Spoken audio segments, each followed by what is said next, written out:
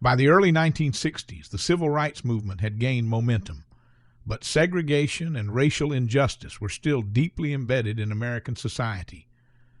Activists knew that to bring about change, they needed to make the struggle visible to the world, and so they turned to peaceful protest, marches, sit-ins, and demonstrations that would force the government to act. One of the most defining moments came in Birmingham, Alabama, in 1963. This city was infamous for its strict segregation laws and violent white resistance.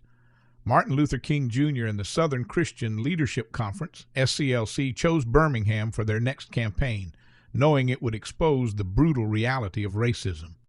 At first, peaceful demonstrations filled the streets, but soon the police, led by the notorious Bull Connor, responded with extreme violence. Fire hoses capable of stripping bark off trees were turned on protesters.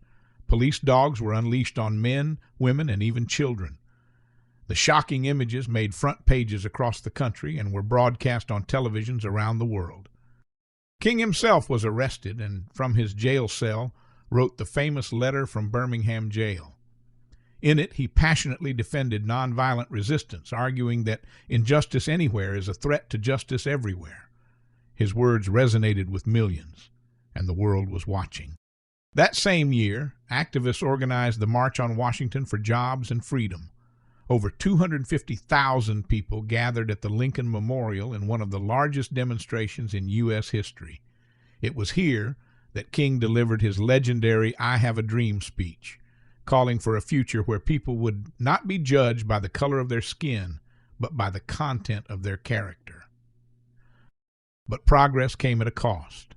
Just weeks later, the 16th Street Baptist Church in Birmingham was bombed by white supremacists, killing 4 young black girls. The tragedy sent shockwaves through the nation, reinforcing the urgency of civil rights reform. These protests weren't just acts of defiance. They forced the federal government to act. President Kennedy acknowledged that America faced a moral crisis, and after his assassination, President Johnson pushed forward the Civil Rights Act of 1964, banning segregation in public places and outlawing racial discrimination.